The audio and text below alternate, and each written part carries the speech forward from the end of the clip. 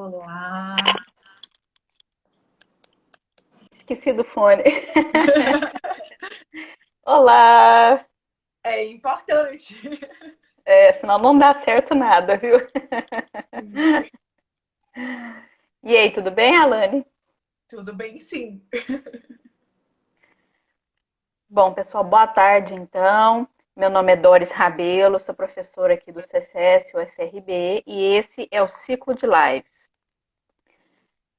O Ciclo de Lives é uma das ações da Comissão de Enfrentamento da Covid-19 do Centro de Ciências da Saúde, e hoje nós temos como um tema isolamento social fora do armário, os desafios dos LGBTs diante da pandemia. Para falar sobre esse tema, a gente tem aqui a Lani, que é uma egressa nossa. Então é muita felicidade receber a Lani aqui, né? É, em uma outra posição, mas a Lani, para quem conhece ela, sabe que ela tem um longo histórico, tanto de militância quanto de estudos, né, nessa área. A Lani, então, ela é psicóloga, a Lani Santos Ramos Mineiro é psicóloga e ela é cofundadora da clínica Gente Espaço de Cuidado. Não esquece de, no final, a gente voltar a essa coisa da clínica, eu quero que você fale do seu espaço pessoal, tá? Certo. Não deixa eu esquecer. Vou É, tentar. ok. Alane, então nós vamos fazer o seguinte: você vai falar sobre o tema, tá? Livremente, fica à vontade. E aí depois a gente volta com as perguntas do pessoal que está assistindo. Gente, então, podem fazendo as perguntas que eu vou acompanhando, tá? Eu vou prestando atenção em tudo. E aí no final a gente volta com essas perguntas. Mas podem ser também comentários, experiências, certo? Alane, então, é com você, fica à vontade. Então, muito obrigada pelo convite. A gente agradece, e aqui eu falo em nome da equipe de psicólogas. De fato, como você citou, já tem um tempo que eu tenho uma caminhada aí na militância LGBT, né? E estudos nessa área, fez parte da minha graduação. Eu me formo como uma psicóloga que estudou pra caramba gênero e sexualidade. E aí foi engraçado quando você pediu um mini currículo, eu falei assim, ai, coloca que eu sou psicóloga. Mas sim, eu tenho uma militância sobre gênero e sexualidade. E é a partir disso que eu vou falar, né? Eu vou começar definindo quem é essa população LGBT, quem é essa população e o que é isso que a gente está chamando de população LGBT, diversidade sexual, enfim. A gente dá vários nomes. Vou pescar para eu não me perder.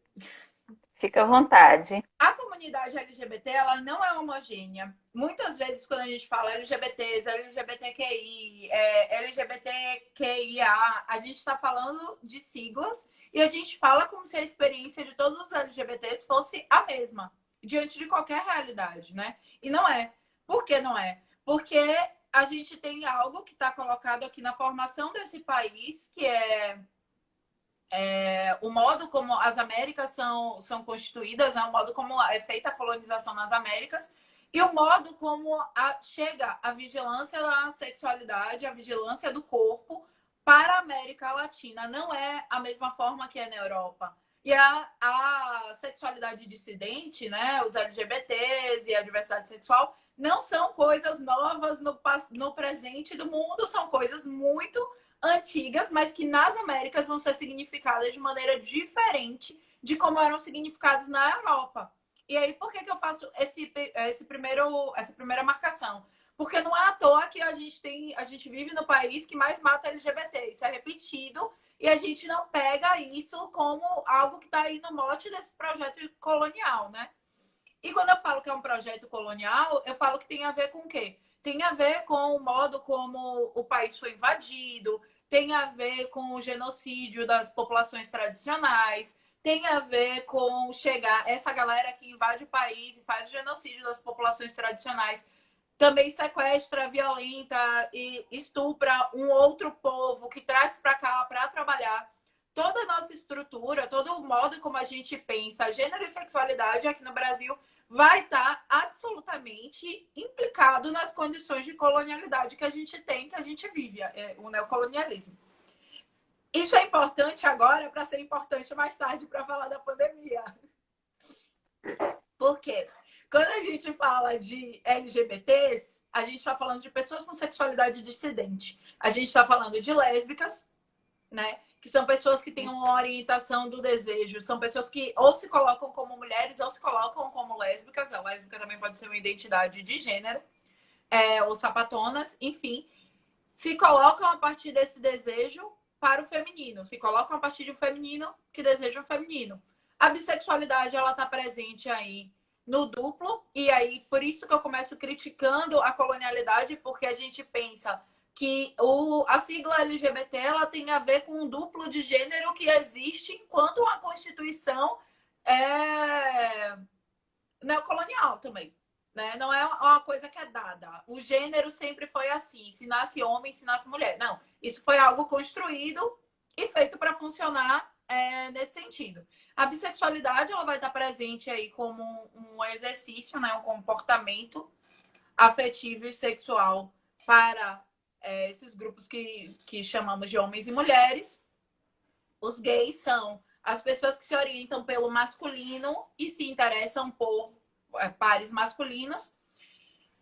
E aí temos as pessoas travestis, que é uma identidade de gênero, que são pessoas que não se identificam necessariamente enquanto transgêneras, mas transgridem aquilo que está posto enquanto o que é ser homem, o que é a construção generificadora de homem e o que é a construção generificadora de mulher.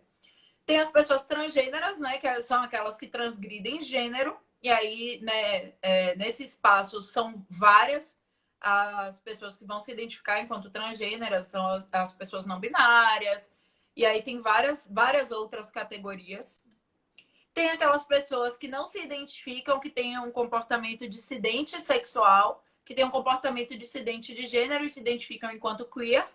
Tem as pessoas que não têm atração sexual, e aí isso vai ser construído no corpo delas com o nome de assexualidade.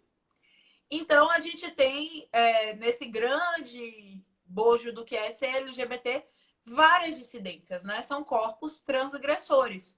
E a marca da transgressão, ela vai ser colocada sempre sobre esses corpos.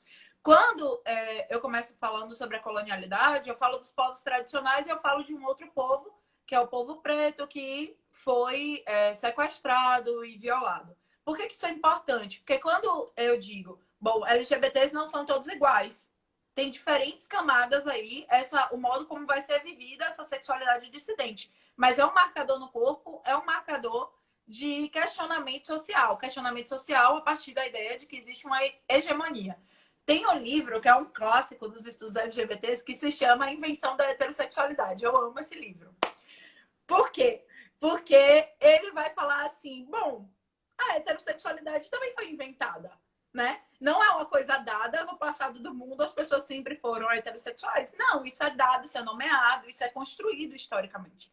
E aí, na história das Américas, o momento em que o nosso país, por exemplo, ele passa por processos mais significativos de avanço tecnológico e aquilo que vai ser chamado por essa hegemonia de civilizatório, também é ao mesmo tempo que na Europa a gente começa a nomear as sexualidades dissidentes, né? Que é ali no século XIX. Olha só quanta coisa aconteceu no século XIX.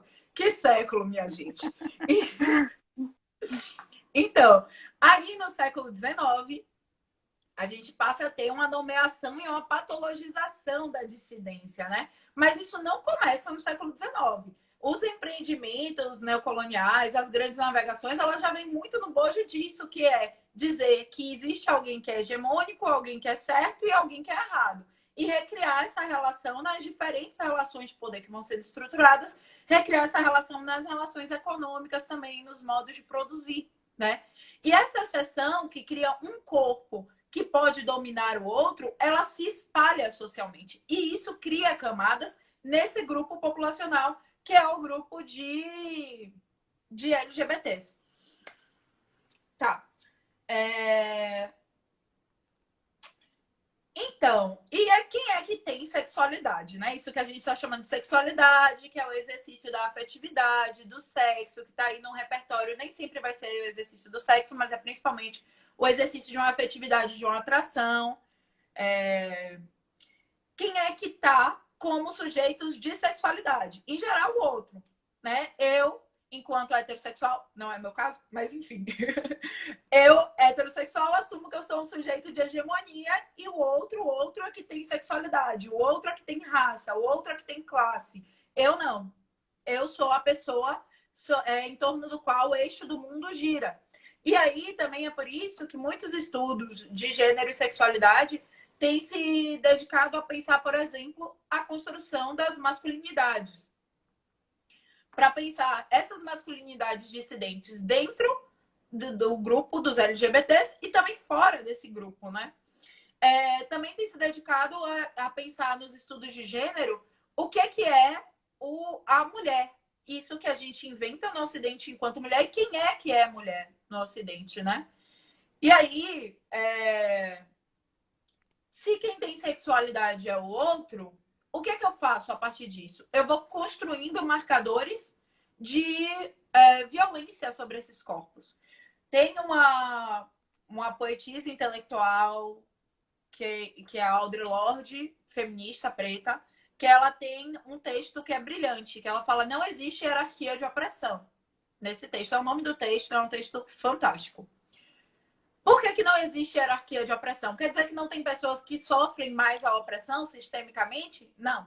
Quer dizer que o direito de oprimir um inventa, estrutura o direito de oprimir a todos os outros corpos, né? Todos os outros corpos vão ser oprimidos a partir de uma primeira narrativa de opressão, a partir de uma ideia de que eu posso fazer algo contra alguém, eu posso violar este corpo, este é um corpo violável.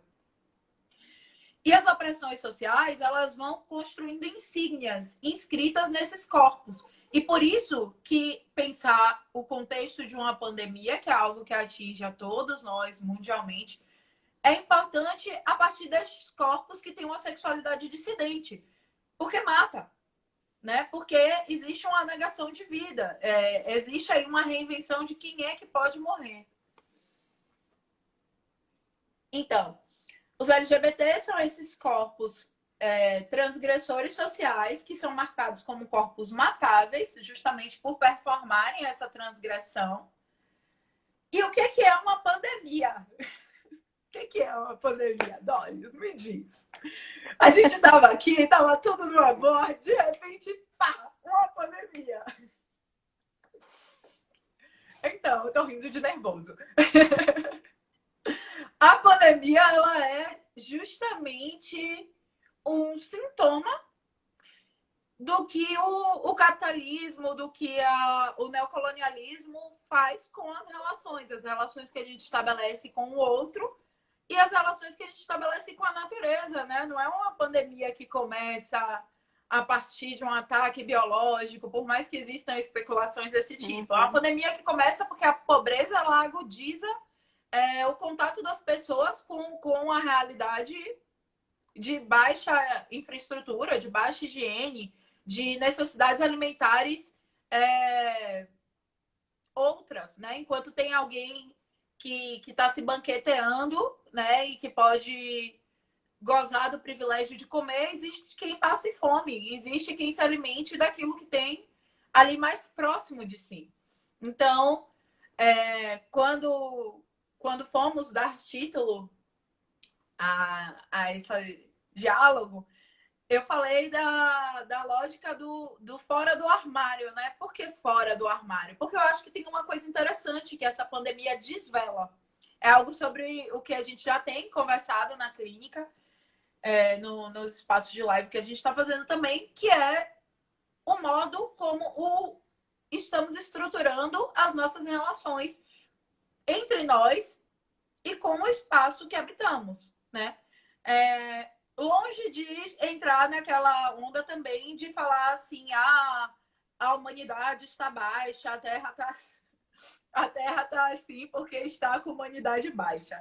Não, acho que a gente tem que pensar, inclusive, que é isso que a gente chama de humanidade, para quem está posta essa humanidade, mas acho que temos um péssimo modo de nos relacionar com a realidade que vai produzir, no bojo dessa pandemia, a evidência de todas as violações que esses corpos, que são considerados corpos transgressores socialmente, já sofrem.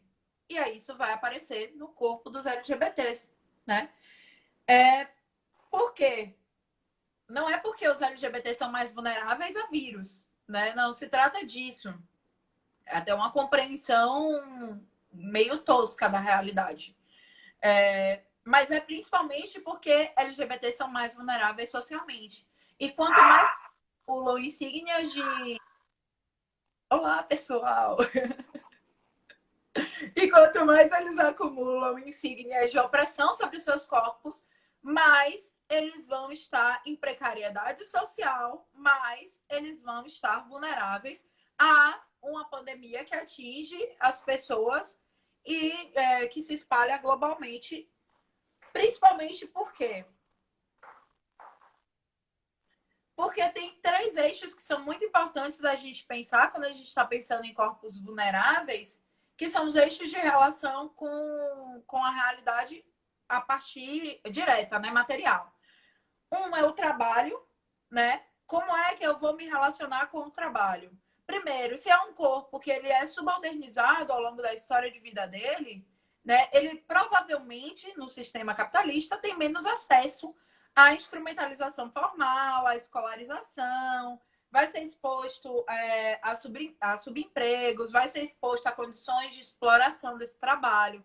Dentre as muitas condições de exploração do trabalho, a gente tem aí uma tensão quando a gente vai pensar a população LGBT, por exemplo, na prostituição. Como é que a sociedade lida com esses corpos de pessoas que estão prostituindo? Como é que isso vai criar narrativa para esses corpos? E como é que, numa situação de pandemia, isso vai evidenciar as violências que essas pessoas já sofrem? Sejam essas violências econômicas, sejam essas violências sexuais, físicas e verbais. Acho que é algo que está aí, que nós, profissionais de saúde, temos que pensar. E também já adianto que não tenho respostas para o que a gente faz com essa demanda que surge. Porque como são corpos extremamente marginalizados, isso também não chega como uma demanda formal para a gente, né? Não é o caso que vai chegar na clínica que a gente vai acompanhar. Dificilmente né? Uhum. E longe de ser a prostituição da Bruna Sufistinha, que é aquela figura lá emblemática, a menina que supostamente escolheu ser prostituta e tal. O contexto que tem de prostituição com a população e com a população travesti é um contexto de exploração e violação, onde tem pouca agência desses corpos. E aí, uma das bandeiras LGBTs que tem sido retomada nesse momento de pandemia é essa, de como proteger essas profissionais que estão expostas. O trabalho ele vai aparecer também nessa esfera, mas também tem o fato de não terem trabalho, de ter ceifado a possibilidade de trabalhar e não trabalhando estarem expostas àquilo que é falta de... Até me perdi. São meus cachorros que estão latindo aqui. Aí eu tive que fechar a porta. Desculpa. Eu entendo eles. Então, a gente vai observar que é uma população que tem dificuldade de encontrar emprego. Principalmente quanto mais essas pessoas performam no corpo, trazem no corpo signos dessa sexualidade dissidente, ou seja, vamos visualizar uma imagem.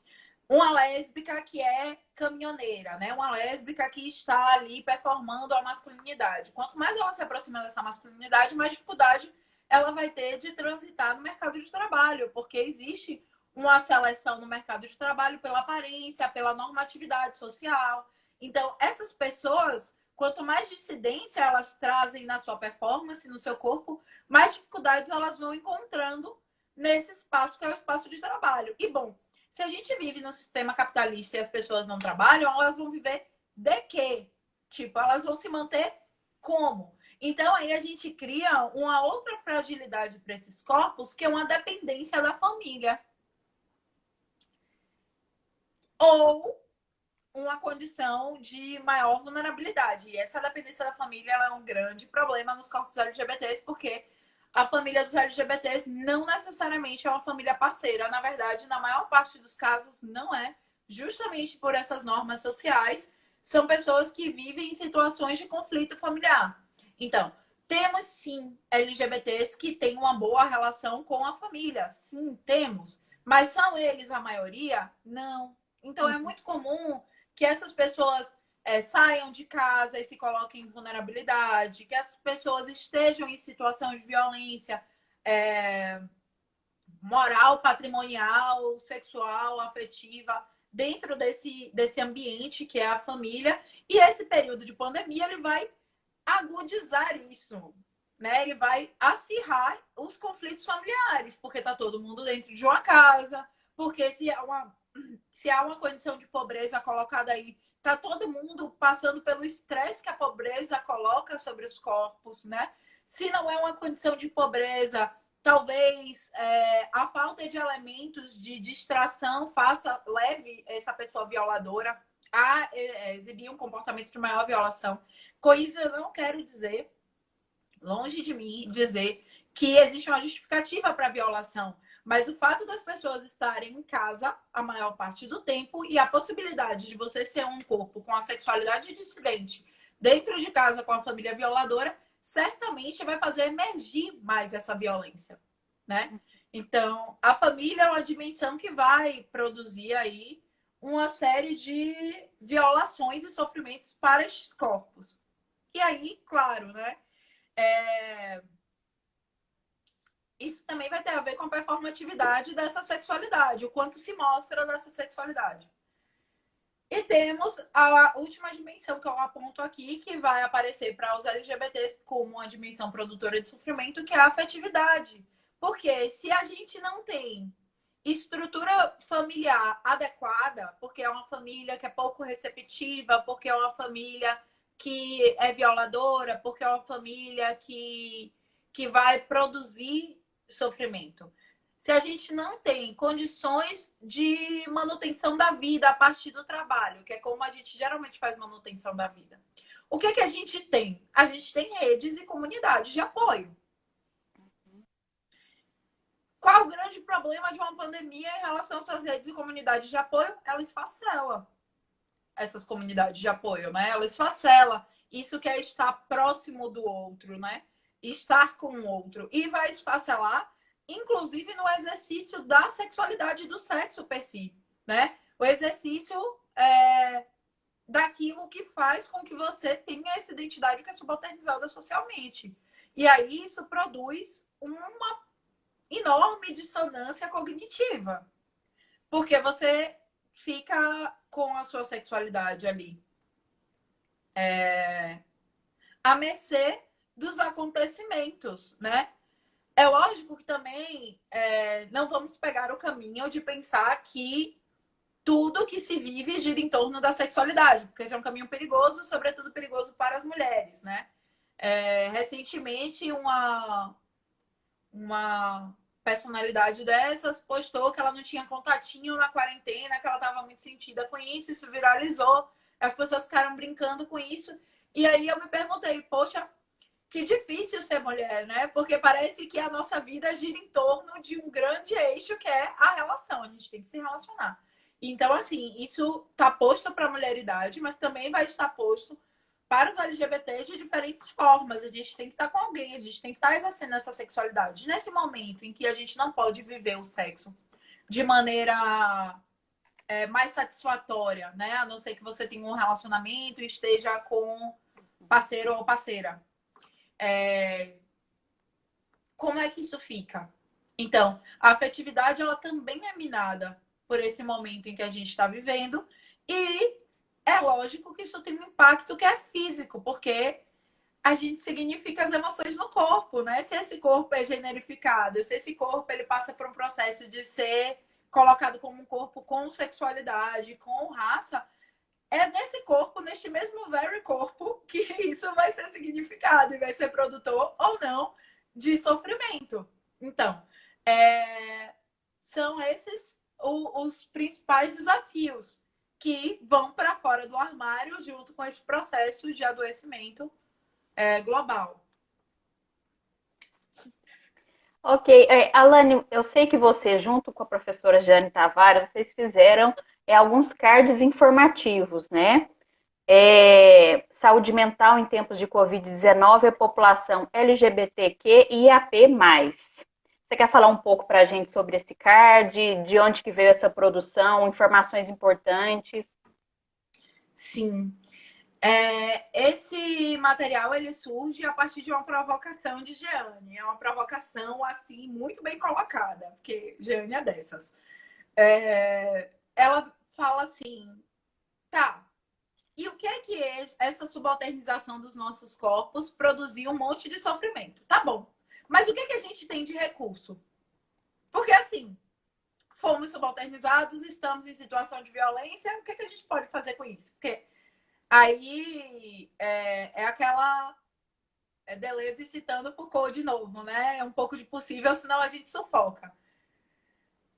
O que é possível fazer com isso? Poxa, quando ela me perguntou isso, né, pra gente construir o material junto, eu fiquei assim, rapaz, sei não. A vontade de dizer sei não era grande, mas a vontade de pensar o possível era maior. Uhum. E aí, o que a gente foi pensando? Que esse modus operandi de exclusão, né, que leva os LGBTs a se relacionarem em espaços outros, também ensinou para essa população a construir comunidade. Então, é comum que LGBTs se articulem entre si, né? Consumam artistas LGBTs, consumam intelectuais LGBTs, consumam em espaços específicos, geridos, administrados por LGBTs. Então, isso é uma coisa que é retomada, assim, que é algo que a gente mantém enquanto comunidade como estratégia de defesa subjetiva. E isso é algo que a gente pode pensar agora. Como criar novas comunidades? Como a gente pode se articular com os nossos para minimizar os impactos e o sofrimento desse momento? Então, pedir ajuda. Estou numa situação de violência, sinto que eu não posso denunciar essa violência sozinho. Vou entrar em contato com a minha outra família, que são os meus amigos, que frequentemente é a família mais significativa para os LGBTs, né? Vou entrar em contato com pessoas que possam me ajudar. Vou criar uma rede aqui, uma comunidade, seja ela uma comunidade virtual ou uma comunidade real, de apoio. E aí tem muitas comunidades LGBTs, tem muitas associações que têm construído essas redes, né, de solidariedade e de apoio. Certo que solidariedade e apoio não são políticas públicas, não canso de me dizer isso. Mas funciona, para esse momento funciona. E a gente precisa disso, né? A gente precisa manter as pessoas vivas. A gente sai de uma semana em que a gente se deparou com um aumento no número de suicídios, que a gente se deparou com mortes, assim, escandalosas. E isso ressoa na gente, né? Principalmente quando você já acha que seu corpo é marcado para morrer. Então, isso fica ali reverberando. O que é importante nesse momento?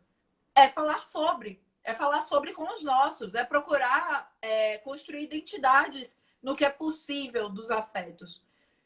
Para quem pode fazer terapia também é importante, se isso produz um nível de sofrimento significativo. Mas nem todo mundo pode fazer terapia. Agora a gente pode se conectar com a nossa rede, a gente pode procurar as associações nacionais, a gente pode procurar saber quais são as iniciativas dentro da nossa cidade que estão protegendo os LGBTs. E aí, se eu estou numa posição mais favorável enquanto LGBT, apoiar também essas iniciativas, apoiar pessoas que estejam próximas de mim, estão em situação de vulnerabilidade.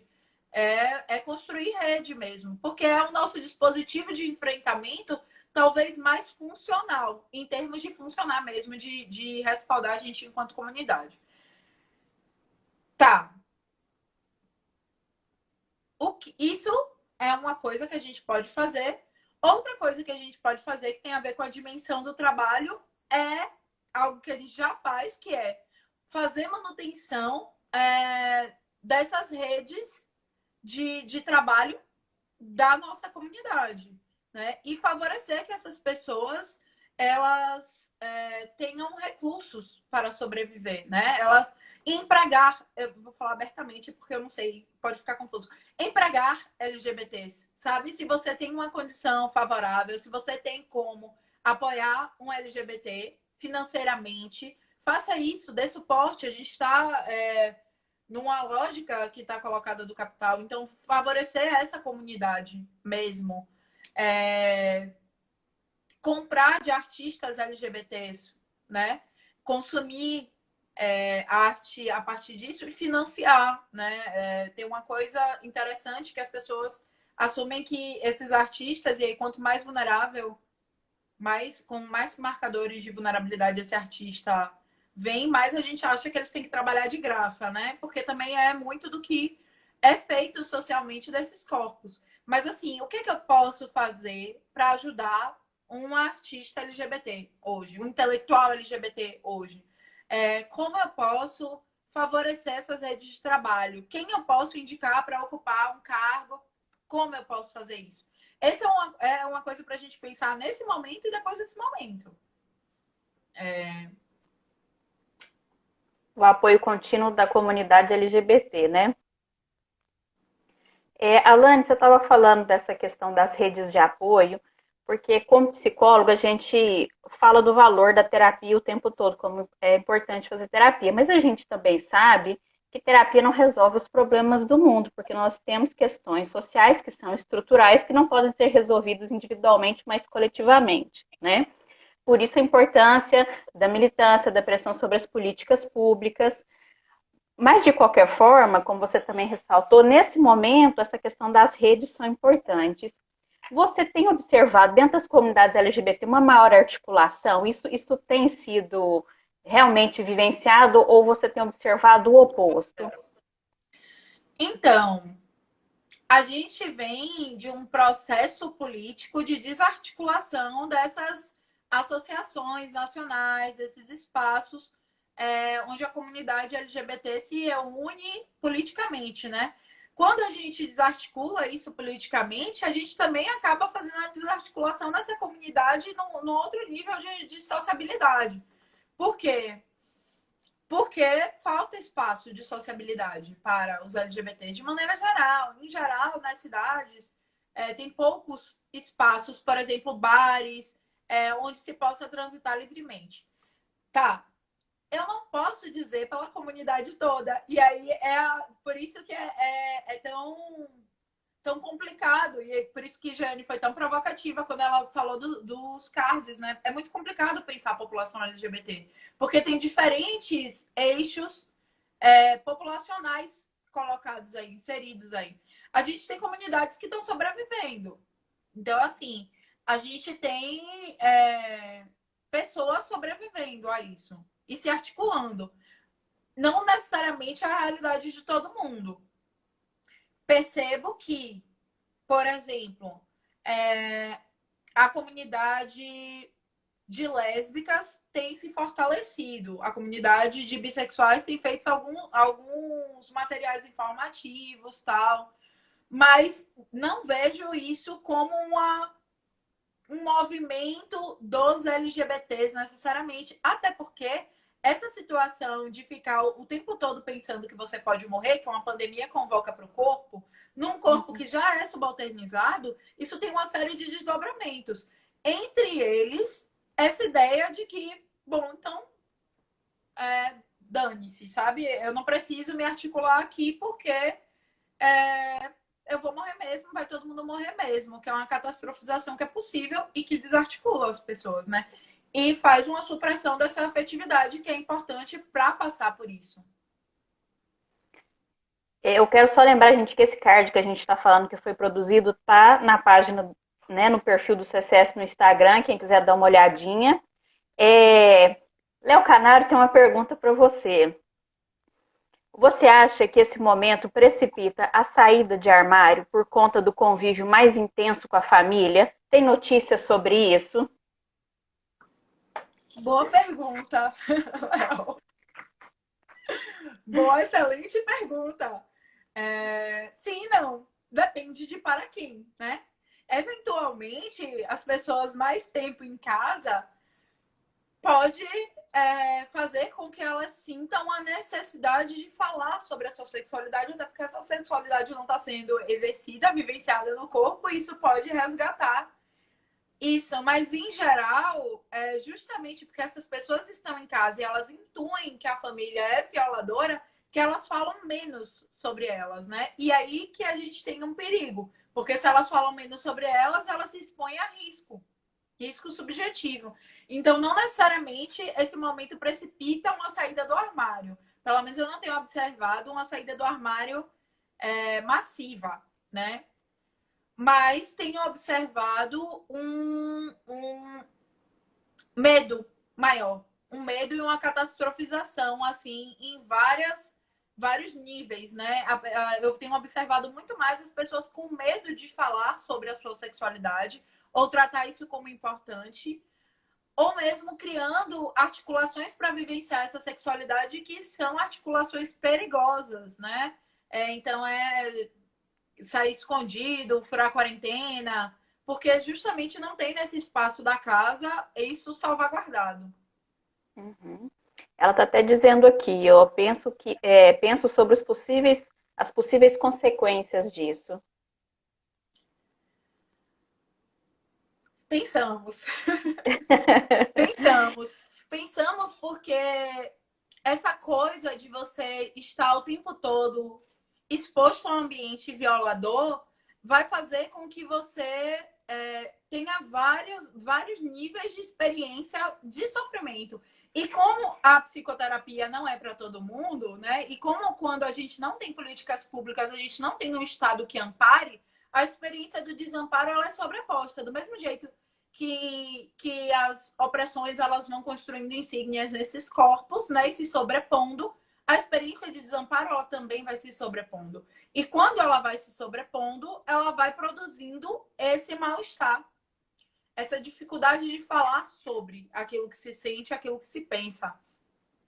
O modo como se está no mundo. Porque poder falar sobre a sua sexualidade abertamente também não é algo que está posto a priori como normal para os LGBTs. Não é comum, né? Existe uma coisa assim, não vou falar sobre a minha sexualidade aqui, porque eu não quero incomodar você com o exercício da minha sexualidade. E é um incômodo que é real, não é imaginado, né? E aí tem um outro desafio que está posto nessa afetividade, que é o seguinte: LGBTs não acham que eles sofrem opressão. Eles sofrem. A minha constituição, enquanto cognitiva, né? Das cognições duras, inteligência, atenção, memória, meu sistema límbico, o modo como eu expresso emoção, é um modo como é possível para uma mulher que é socializada enquanto uma mulher lésbica. E que passou a maior parte da vida se envergonhando disso, inclusive, né? Tendo questões com isso. Tem uma coisa que os meus amigos sempre falam, que é o seguinte: eu dizia quando eu tinha 13 anos, eu tô rindo já, mas eu tô rindo de vergonha.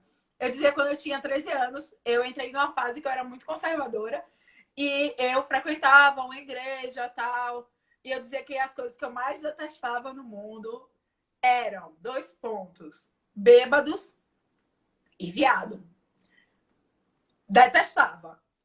E aí, eu dou risada hoje, pendendo entre o, o constrangimento de falar isso em voz alta para uma série de pessoas e a coisa de você perceber que giro de sentido que você deu na sua vida. Mas isso aparecia muito porque eu sentia que eu precisava negar isto que eu era. E esse é um movimento que os LGBTs fazem, né? Em geral, eles passam por um processo de auto-ódio significativo, né? Que a circunstância é fomentado, é referendado pelo lugar onde eles estão. E aí, muitos LGBTs, muitos vão para igrejas, vão para espaços mais conservadores, e eles sofrem no corpo as consequências disso, que é literalmente a negação de si. e eles vão performar essa negação de si. Então, é muito importante que a gente pense, né, numa psicologia comprometida com a realidade e com os corpos e o modo como esses corpos estão bêbados e viados, Lilia.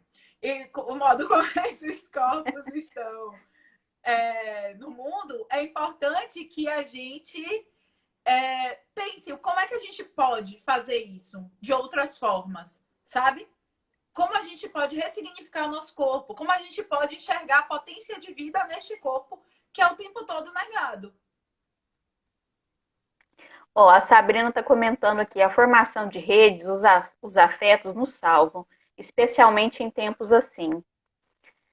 Depois a Léo continua comentando, ela diz o seguinte, penso que a perda da rua, entre aspas, rua, né, tem efeito bastante significativo sobre corpos dissidentes. Como você falou um pouco agora também, né? Tem uma questão também agora que apareceu que já é estatística, né? A quantidade de assassinatos de mortes que estão acontecendo, principalmente na população travesti. Situações de violência e situações de assassinato mesmo. E tem uma pesquisa bem grande que está sendo feita, não sei se você ouviu falar dessa pesquisa, que é da FMG junto com a Unicamp. Eles vão publicar o resultado integral em junho, mas no dia 17 de maio, que é o Dia Internacional contra a LGBTfobia, eles divulgaram parcialmente dados dessa pesquisa. Até esse momento, eles já tinham avaliado mais ou menos mais de 10 mil pessoas de todas as regiões do país. E uma das questões que eles trouxeram é que a população LGBT está mais vulnerável ao desemprego e à depressão. Na questão do desemprego, é 2 vezes mais do que a média da população como um todo, né, da população geral.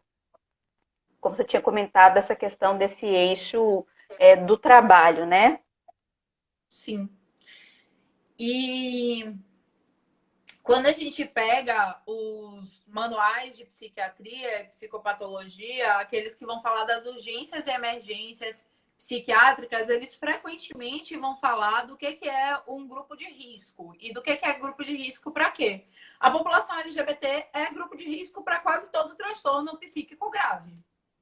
Por quê? Porque são pessoas ruins, más, adoecidas, geneticamente colocadas assim? Não, é porque elas passam por um processo de banimento social que vai minando essa afetividade, né? Que vai minando esses espaços de troca. O que é protetor para a depressão? Né? Quando a gente vai pensar assim, é quase um consenso na psicologia que experiências de prazer são protetoras para a depressão. Quais são as experiências de prazer que um corpo que é reiteradamente subalternizado pode ter? Né? E a que custo? Porque tem essa coisa, né? Que o Cazuza fala lá em ideologia. O meu prazer agora é risco de vida. E agora, nesse momento, de fato, o prazer da gente é risco de vida. Porque a gente se expõe a estar com o outro, né? E aí a rua faz total falta. E também faz falta essa proteção. Essa proteção que o prazer vai trazer para construir o modo como a gente vai dialogando com a realidade, né? Tem uma outra estatística que me choca muito, que é em relação à expectativa de vida das pessoas trans. Você falou dos assassinatos, das violências. Teve um caso de suicídio que foi bastante exposto na mídia, foi muito difícil para a comunidade LGBT, né? Pelo modo como foi construído. Como é difícil lidar com o suicídio é uma temática recorrente nessa população. A expectativa de vida das pessoas trans vai até os 35 anos de idade, se eu não me engano.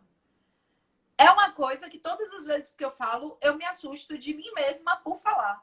Por quê? Porque é metade da expectativa de vida de qualquer outra pessoa. Tipo, a nossa pirâmide etária, ela se alarga, né? Nós estamos ficando cada vez mais longevos. Nós estamos envelhecendo. Mas quem somos nós que estamos envelhecendo? Sabe? Porque a população LGBT tem aí um envelhecimento que inclusive a gente tem dados desse envelhecimento muito mais na comunidade gay e na comunidade de lésbicas do que na comunidade trans. E a gente não tem, inclusive, porque as pessoas são assassinadas ou se matam. E assim, não é algo que a gente não precisa pensar. É algo que nós vamos ser expostos e que a gente se beneficia, porque, de novo, se existe alguém que tem o direito de matar, existe alguém que vai morrer por isso. E essa exceção criada para um corpo, ela pode ser facilmente generalizada para os outros corpos, né? A Ionara também colocou uma outra questão aqui. A ideia de sexualidade dissidente não provocaria a ideia do normal e patológico? Sim. E aí a gente tem um aprofundamento dessa questão. O que é que não provocaria? Porque, assim, o normal e o patológico, em alguma medida, está posto. Quando eu chamo de sexualidade dissidente, é muito mais para não ficar, talvez, na ficção das identidades, como a sigla LGBT pressupõe, do que necessariamente porque isso não recria um normal e um patológico. O fato da gente nomear as sexualidades, né? A gente ter sexualidades que são hegemônicas, né? As sexualidades dos outros, a diversidade sexual, os LGBTs, isso já cria algo de normal e patológico. E aí, acho que a gente tem que, inclusive, estudar como a gente pode dar um passo para fora da linguagem, que é uma coisa que muitos de nós têm feito no exercício profissional e no exercício enquanto pesquisadores e pesquisadoras mesmo. Como a gente pode avançar em relação a isso? Qual seria a linguagem mais adequada de ter? Qual seria a linguagem neutra? Qual seria a linguagem que não recriaria em si mesma essa noção de normal e patológico? Porque até os termos, né, mais comumente usados para ofender LGBTs, como sapatão, viado, travesti, boneca, eles podem ser e eles são, geralmente, retomados por essa comunidade também como um lugar de afirmação. Então, quanto essa comunidade se incomoda com essa linguagem e quanto a gente pode reivindicar uma outra linguagem aí também, né? E produzir a partir desse incômodo. Eu também tenho incômodos com o modo como a gente vai categorizando as sexualidades. E aí, o que a gente faz com isso? Também não tenho uma resposta para isso, Ionara. Essa questão que ela colocou é muito boa, né? Porque no final das contas a gente precisa nomear, até para falar sobre no primeiro momento, mas ao mesmo tempo que você nomeia, você pode criar esse tipo de relação do eu, outro, hegemônico, não hegemônico, né? Então, assim, essa pergunta dela é uma live completa, viu? Muito né? boa, tô de face. E ela colocou aqui, né? Ela está falando da questão da disputa das narrativas, né? Realmente Sim. tem uma disputa enorme das narrativas de perspectivas, né? Sim, e dentro da comunidade LGBT, dentro das pessoas que se colocam à disposição de teorizar as vivências dessa comunidade, é uma disputa significativa de narrativa, sabe? Desde a galera que vai falar lá que você nasce com uma condição sexual, que é muito isso que eles falam, até a galera que vai falar que você vai se colocando no mundo e que isso é fluido. Então, assim, temos aí um grande espectro. O que é importante? O que tem sido importante para mim, até para eu dar um giro de sentido em mim mesma? Pensar como a gente lida com isso no real, sabe? O que para além da disputa de narrativa, que é importante, mas que tem que ser feita com essa comunidade, dentro dos espaços da comunidade, não do lado de fora, não recriando também o lugar do outro, o lugar do suposto saber, o psicólogo que, mais uma vez, fala sobre como nomear essa comunidade, mas como a gente pode fazer com que essas pessoas vivam. Quando a gente faz intervenções na clínica, né, no espaço da clínica, que é o espaço onde eu trabalho como terapeuta clínica, a gente fala sempre que quando a gente tem um quadro de humor agudo, a gente intervém primeiro no humor, depois a gente intervém nas outras questões. Por quê? Caiu aqui? Alane, Foi só um isso, minutinho que Brasil? tá. Só um minutinho, você vai precisar repetir porque deu uma estabilidade na Caiu? sua Não caiu? internet. Não, não caiu, a gente tá te ouvindo, só deu uma paralisadinha e Ah, tava tudo interrompendo. bem. Mas eu acho que agora a gente já consegue te ouvir melhor. Talvez o pessoal não tenha imagem, mas é Pronto. possível te ouvir. Ai, meu Deus. Deixa eu ver. Então, a gente fala que a gente tem que intervir primeiro no humor, porque quando a gente estabiliza o humor, a gente consegue mudar de maneira mais significativa o modo como essa pessoa está se tá lidando com a realidade. Por quê? Porque é muito difícil. Eu vou botar na outra internet. Peraí. Alane, eu acho que é porque tem um atraso nas mensagens que a gente recebe. Não sei se ainda tá ruim.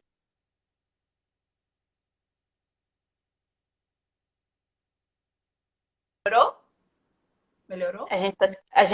Sim, estamos te vendo agora, pelo Ah, menos. que bom. Que bom. Sim, vai dar para você concluir. Ó. Você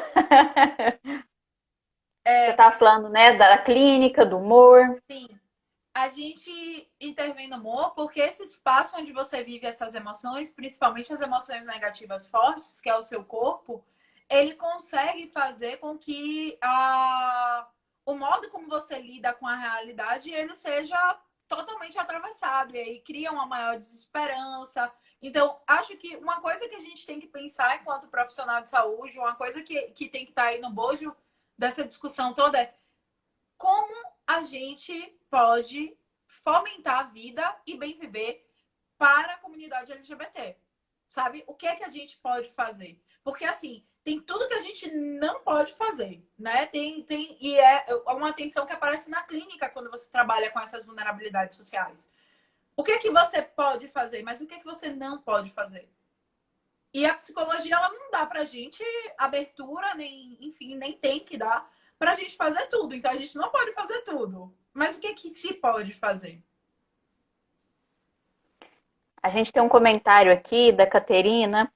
Parece haver uma linha tênue entre a linguagem e a categorização dos sujeitos no mais amplo sentido, pensando na comunidade LGBTQI+, identidades sobrepostas, usuário de drogas, mãe, pai, etc. Sim. Alane, a gente ainda tem 6 minutos. Se o pessoal quiser fazer alguma pergunta, faça bem rapidamente, né? Para dar tempo de você responder. Enquanto isso, eu queria fazer uma sugestão. Eu não sei se você viu que a Abrasco fez uma carta sobre a saúde da população LGBT. Eu acho que vale a... Oi? Não vi, não. Eu acho que vale a pena as pessoas procurarem. Ela emitiu uma carta no dia 21 de abril. Ela fez considerações da Abrasco sobre a saúde da população LGBTI+, no contexto da epidemia de Covid-19. E ela fala das necessidades particulares de atenção dessa população. Eles colocam 10 coisas, né, 10 ações que deveriam ser efetivadas para que essa população fosse assistida durante a pandemia. Então, assim, quem quiser conhecer um pouco mais sobre o assunto, não vou ler porque é muito grande, mas assim, eu fico essa recomendação. Alane, eu pedi para você me lembrar, mas eu estou lembrando agora. Você pode falar para a gente sobre o seu espaço, o Espaço Gente? Sim, posso. A Caterina fez uma pergunta sobre quais estratégias na clínica podem ser usadas para desconstruir tais categorias. Tá, Verdade, vi vou agora. pegar isso e vou pegar isso para falar da clínica, né? Ótimo. Uma coisa já vai casando com a outra. Então, primeiro, a gente tem que se dispor. A gente tem que se dispor a levar o espaço da clínica, a clínica, o setting terapêutico, para outras narrativas, né? Não ficar sempre na narrativa do hegemônico, que são aquelas pessoas que podem pagar R$ 250 numa sessão, de 1 hora, em uma estrutura assim, assado, que funciona de tal e tal jeito. Então, quando a gente se desloca coloca para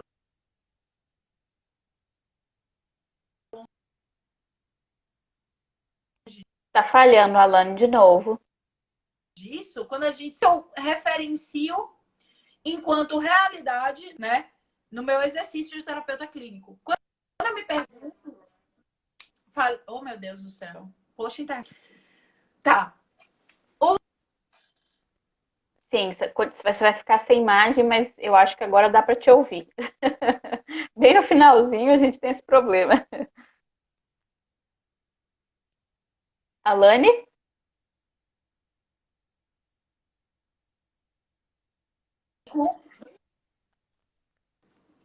Acho que agora a gente está te perdendo mesmo. Assim, eu consigo te ver, mas Ai, provavelmente quem está assistindo não consegue. eu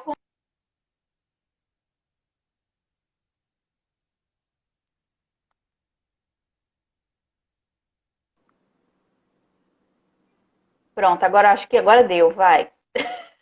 então, a gente tem que se perguntar que sujeito a clínica que a gente faz referencia, que sujeito a clínica que a gente faz legitima.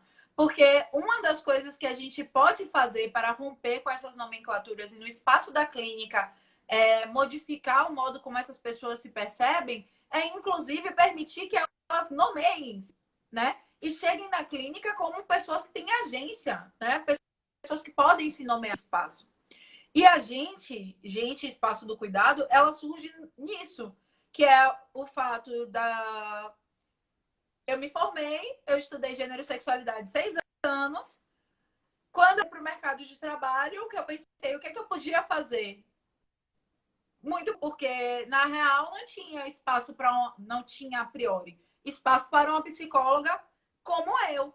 Por que não tinha espaço para uma psicóloga como eu? Porque quem é que quer ser atendido por uma psicóloga como eu? Descobri a resposta, os meus, né? Então, a gente, Espaço do Cuidado, surge como iniciativa de agora somos 5, né? 5 psicólogas, 5 mulheres. Tem outras pessoas que assinam a construção dessa clínica, né? Outras pessoas que inspiraram a clínica a existir dessa forma, mas ela surge a partir dessa ideia de que existe a necessidade da gente fazer uma clínica para os nossos, né? E que é possível fazer uma clínica social, comprometida politicamente, que é possível fazer uma clínica para a emancipação, para o fomento de agência dos sujeitos, né, nas suas diferentes realidades.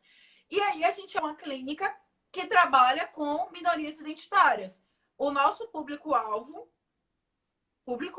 aquelas, são negras e negros, LGBTs e mulheres. Então, assim, não trabalhamos só com este público, né? Porque a vida é real é de viés. Mas o nosso público prioritário, as pessoas que se movimentam dentro da clínica, e que as caras que a gente vê lá são essas. E é importante para a gente que sejam essas caras, né? Porque nós 5 temos essas caras. E a gente traz esses debates também para o exercício da clínica. A gente atende pessoas como a gente. O pessoal aqui, Alane, tá te parabenizando, viu? Falando que a live foi muito boa. A Léo tá falando que você está ótima, está linda. E aí a Caterina tá falando, sim, uma clínica engajada. Qual que é o Instagram da clínica? Espaço Gente? Gente, espaço do cuidado. Ótimo. Então podem procurar, gente, informações aqui no Instagram. E se alguém tiver interesse, entrar em contato com a Alane, claro, né? E conhecer toda a equipe, essa equipe que ela está falando. O nosso tempo, Alane, acabou. E Certo. você está saindo de novo, provavelmente. A sua internet está com muita instabilidade. Mas, assim, eu queria te agradecer muito, agradecer esse tempo que você disponibilizou, né? Eu sei que você tem uma agenda bem grande de atendimentos, é difícil falar com você, está bastante difícil falar ultimamente. O que é muito legal, a gente fica feliz. Mas muito obrigada pela sua participação aqui e é uma alegria poder te rever e os seus ex-professores e professoras também, todo o pessoal que sempre, né, esteve junto com você, te vendo aqui nessa live. Então, eu agradeço muito. Eu que agradeço o convite.